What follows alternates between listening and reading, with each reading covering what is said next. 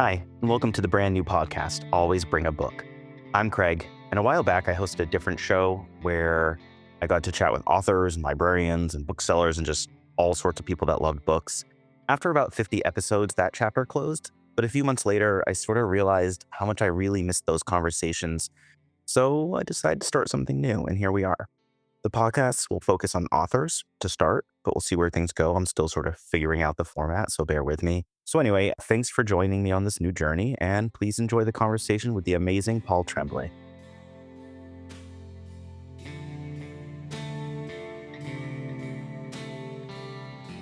Hello, today I am joined by award-winning author Paul Tremblay, who has written more than 10 novels, including A Head Full of Ghosts, The Cabin at the End of the World, horror movie, and most recently, your middle grade debut, Another. Paul, welcome to the podcast.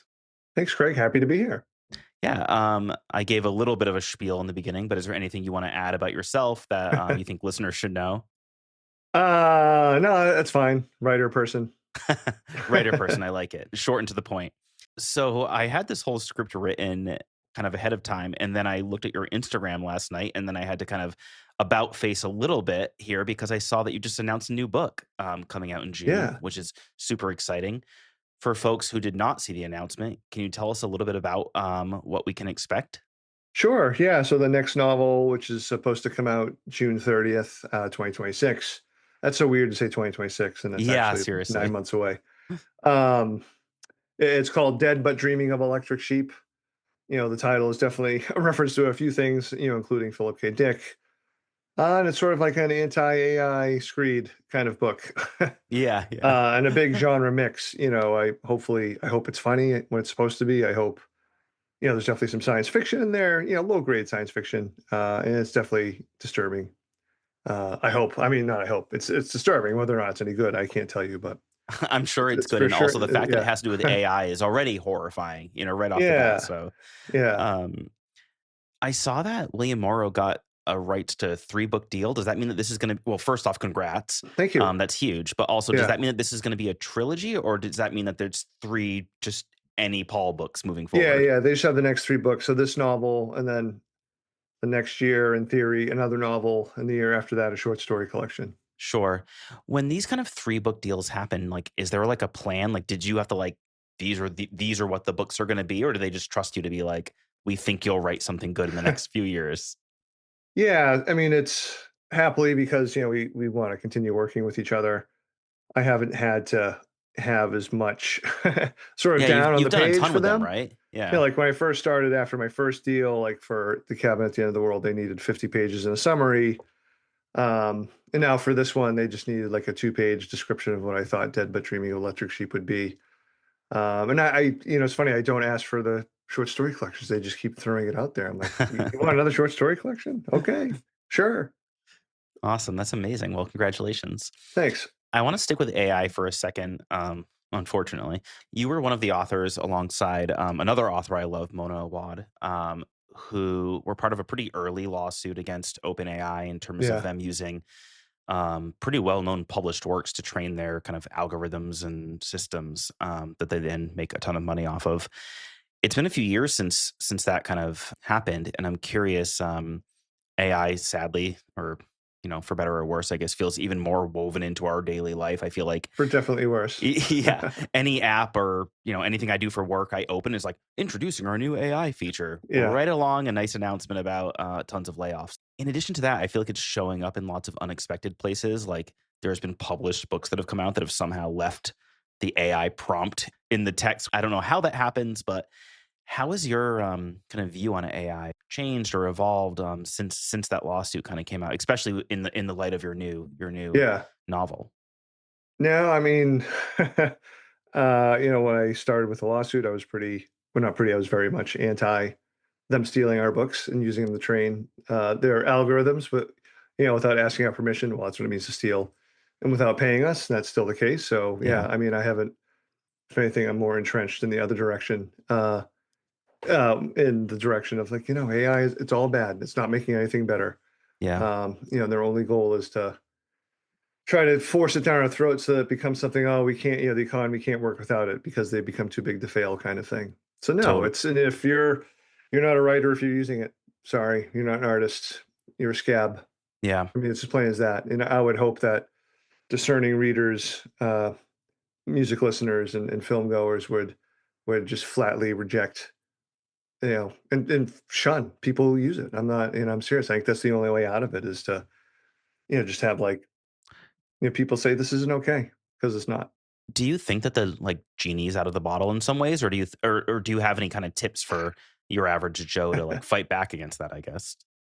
I don't know. I mean, I try to remain hopeful, and because you are seeing stories about how like a lot of companies who bought AI are now like trying to like un-AI themselves. So I mean, I Yeah. think that's certainly a possible thing. I mean, so far, at least publishers have been talking about not just buying up, snapping up works that were produced by those plagiarism machines. And I haven't had any difficulty with my publisher like giving me book art that's been AI produced. You see it more and more, unfortunately. Yeah, well, at least not in my, not not with me anyway. Yeah. So again, I think that requires like artists and writers to say, let's put it in my contract. You can't use an AI cover. Whether I don't know how legally binding those are, but at least I have some language in my contract to that effect. Yeah, so I don't know. I mean, on one hand, like the enshittification of everything is like hopefully, I don't think it's very popular, like from what, in terms of, I love that term, you know, by the way, very, Cory Doctorow, yeah. Yeah. No, but it's real. It's a real thing. It's Big making time, things yeah. worse. Yeah.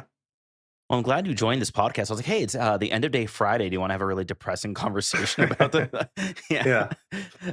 On a happier note, I guess, Yeah. the last time I saw you was at the Texas Book Festival, and I think you were on a panel with Stephen Graham Jones, and, I remember I was, like, working on something, and I saw the 2 of you, and I weirdly was like, "Hey, guys, can I take a picture?" Because I got over my fanboyness enough to not care. So to talk about that a little bit, I did wanna talk about your collaboration with Stephen. The 2 of you co-wrote, Floating Boy and the Girl Who Couldn't Fly under the pseudonym P.T. Jones, which perfect pseudonym, obviously. And you've written so much, solo, and I was curious, what was the experience like, and how did you kind of approach writing together? Since it's such a different experience than, Yeah. sitting in your office with your laptop. Right. That's funny. I don't know if Steven ever did it before or since. I'd co-written a few short stories with some friends. And I know I had pitched, I think it was my idea initially, just because my agent had a lot of YA clients. I was like, oh, let's try to, because my two crime novels at the time didn't do well at all. It's like, oh, let's try to take advantage of my agent's expertise and write a YA novel. And I was like, oh, Steven, it'd be kind of fun if we co-wrote one. While I'm working on my part, you could do your own thing. While you're working on your part, you could do your own thing. And we just, started passing it back and forth that way. So the only problem for me was, I would spend like a week or two on the chapter and send it to Steven. Then he would send his part back to me like a day or two later. So there wasn't a lot of break in between. But How did it was a lot of fun. And the cool part was seeing because I would write something new, send it to him. He would rewrite what I wrote, add something new, and I would rewrite. So like That's our really interesting, voices yeah. became this like fun Brundlefly, sort of thing by the end of the book. That's really interesting. Like, how does that work, like, in terms of not ego, I guess, but, like, you wrote something, you sent it off to him, and he sends it back with, like, notes or re-edits or vice versa, you to him, like, how Yeah. does that work? Because that's not typically, like, your process, right? I mean, you work with an editor who might give Yeah. suggestions, but it's not exactly the same. Yeah, not until the end of the book. No, I mean, I think when we first started it, like we sort of wrote ourselves into a corner. Like, yeah, we don't know where this is going. Why don't we step back and maybe tag team write an outline, just a rough outline, so we sort of Sure. know the broader sort of things. I think that for the collaborative part, I think that was important because since neither of us knew where the plot was going. But other than that, I don't remember any like major notes. It was more just like adding or changing, and it was easy. I mean, it was really easy. There was never any uh, strife or like super hard bumps about changing anything. No, we just and I mean going into it, that's kind of the attitude I think you need to have is like, oh yeah, things Yeah. this is going to be really malleable. It's really gonna be different and not yours. Like it's going to be ours, and that's for me it was a different mindset. Kind of silly question, I guess, but if is there another author, either dead or alive, that you would, wanna collaborate with in the future? Oh, sure. John Langan and I used to throw around like we were gonna do we were throwing around a possibility of collaborating on something, but it just didn't happen. It's hard because everyone just gets so busy. Yeah. And for me, happily, I'm still have a day job, and also now I have like contractual things owed. So like, there's only so much time in the day. Like, Yeah.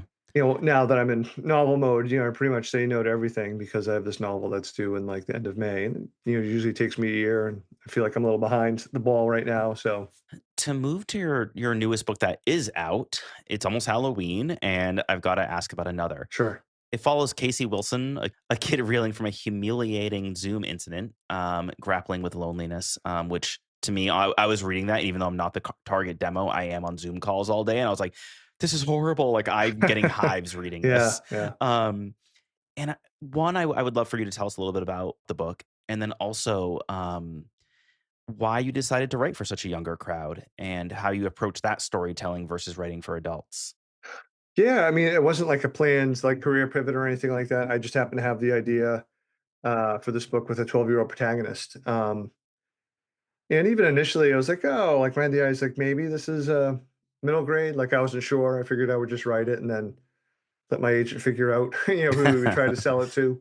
Maybe it's not the best sort of career approach, but also for me, I don't think I could work it another way. Like it's really hard for me to think about specific markets when I'm writing something. Like it's hard enough for me to write something that I like.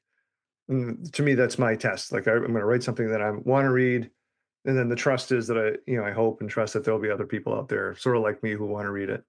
And so I honestly didn't really approach. It didn't feel like I approached the writing of it any differently than my other books, other than like the constraint was like it's from the point of view of a 12-year-old.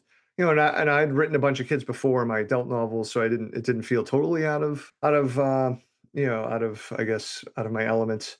And I've been a lifelong teacher and a parent, so like I'm around teens and kids a lot, Yeah. so it didn't feel super different to me. I mean, if anything, maybe I dialed back the vocabulary, unless but when you're listening to me now, it can be like, "How can that be possible?"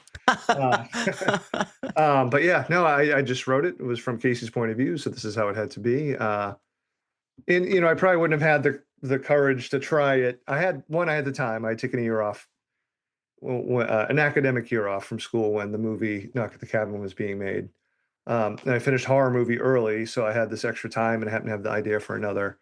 So, it's just like this fun sort of happenstance that the thing even happened. I was going to say, a friend of mine, Mallory O'Meara, a few years before, had given me a middle grade book called The Nest by Kenneth Oppel. Mm. When I read it, I was like, oh, this is really, really good. It's like super scary and it doesn't like, I feel like I never talked down to his young characters or to the readers. I was like, oh, that's pretty cool. Like, I'd love to try that for like a young person's book, someday. That was in the back of my head. So, yeah, all of that, just sort of, fell together with another.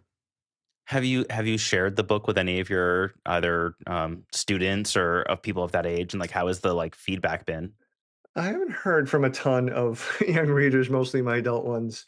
I have heard though at the school I currently teach at, it's a 7th through 12th school, and some of the 7th grade teachers, because I teach the high school kids, some of the 7th grade teachers saying, "Oh, they've been passing around the book and loving it." So I haven't had any individuals come up to me, but I have had teachers tell me that, which is pretty cool. That is really fun, yeah. Yeah, Um, so I have one last question before I ask you for a recommendation, and again, I mentioned that it's October now and it's almost spooky season, or it is spooky season, yeah, and I'm actively sitting about 15 miles outside of Salem.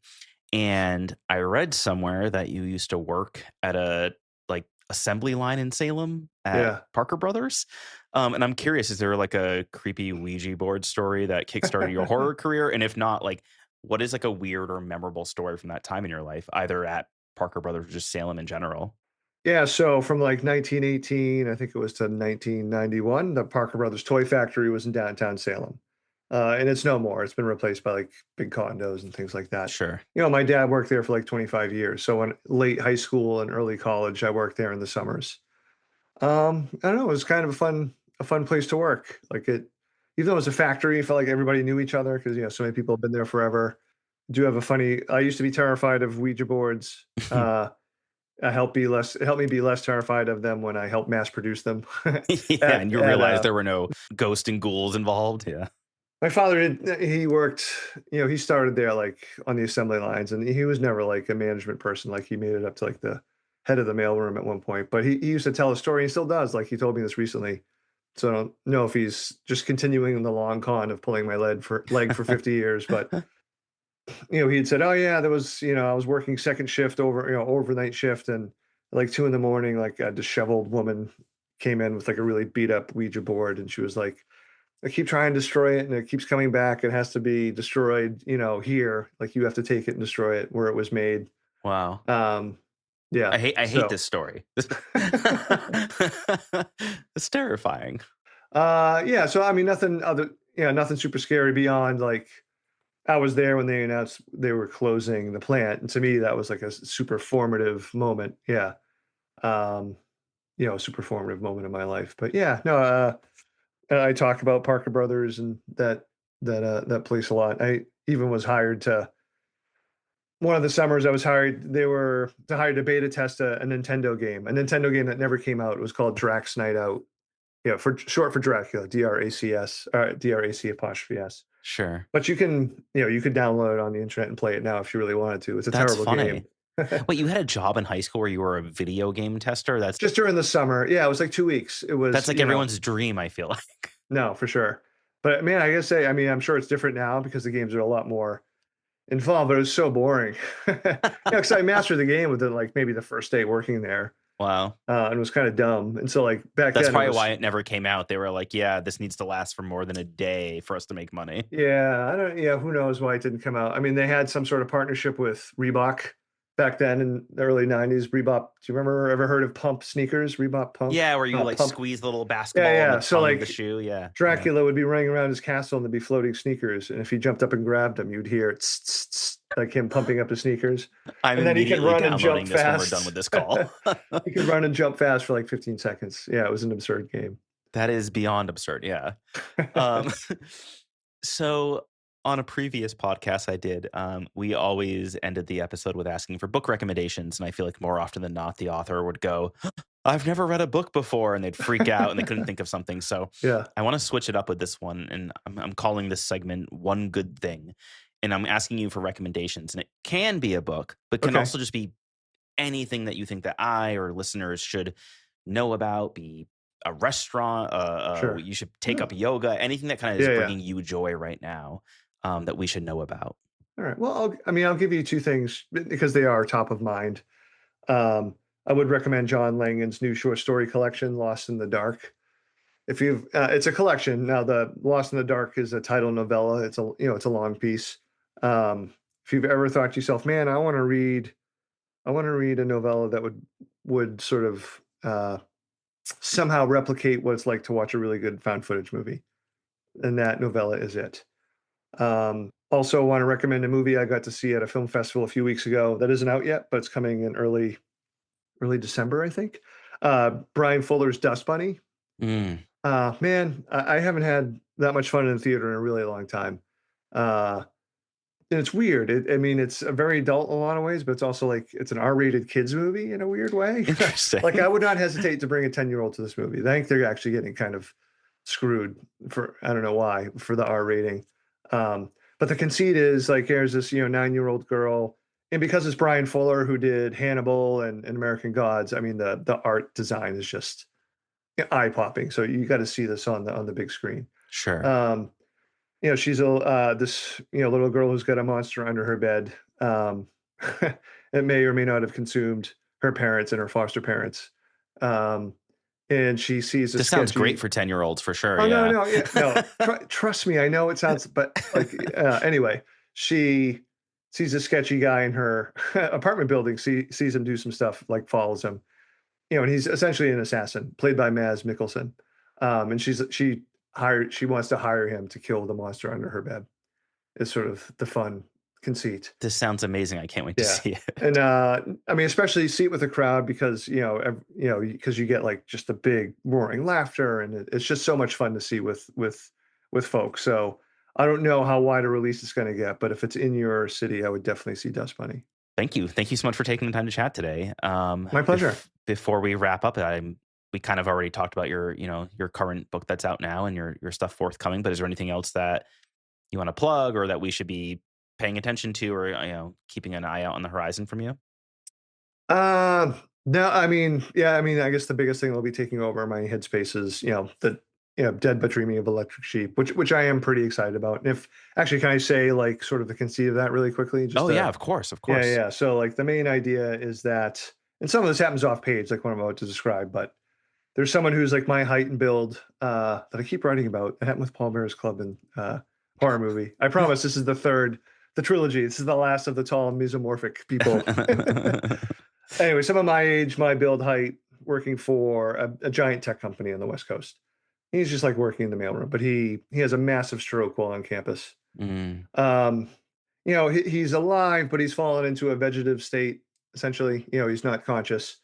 But he also had signed his basically like signing your body to science. He signed it away to this tech company. So they implant AI and nanobots and other stuff into his head, so someone can remote control his body like they're playing an Xbox game. And they hire the CFO's 24-year-old daughter, who's sort of hopefully this kind of fun slacker person obsessed with the dude from The Big Lebowski, and an ex-professional gamer, and she's hired to weekend at Bernie's this guy across the country. So I kind of hope that, especially in the beginning, I hope a lot of that is sort of like satirically humorous. The other half, so that half the book's from her point of view. The other half of the book is from the point of view of the man with the tech in his head. And unfortunately, he is conscious and he's experiencing like a phantasmagoric kind of hell. Uh, and so, like the two sort of narratives intertwined at the end for a really happy ending. This sounds amazing. I can't wait to read it. Yeah. So Oh, that's yeah, awesome.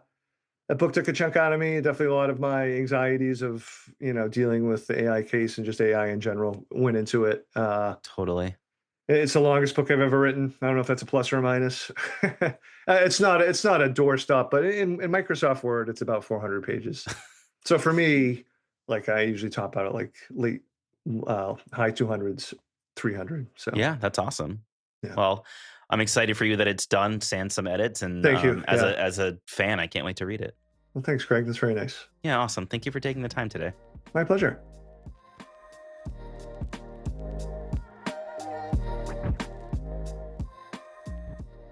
Well, thanks for listening to that interview, everyone. I personally could never get enough of Paul talking, and I could not be more excited about his new book. I'm going to end each episode with giving a book recommendation on something that I've read recently or just something that I love.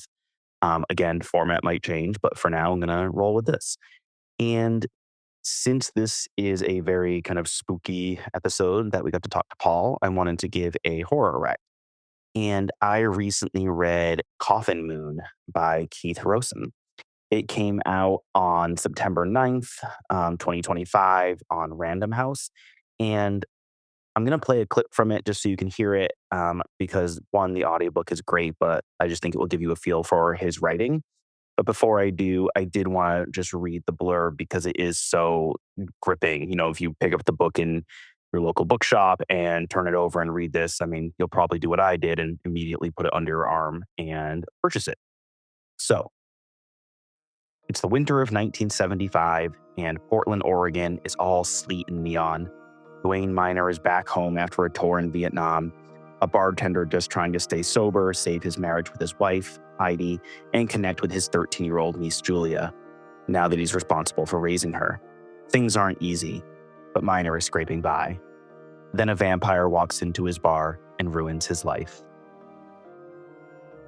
Working at the last call has come to feel like home, in a way that nothing else really has.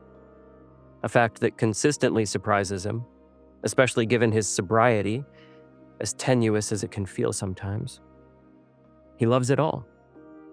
The black and white framed photos of Prohibition-era speakeasies on the walls, the half-dozen circular tables moored in the middle of the room, the black hockey pucks of plastic ashtrays that populate every flat surface.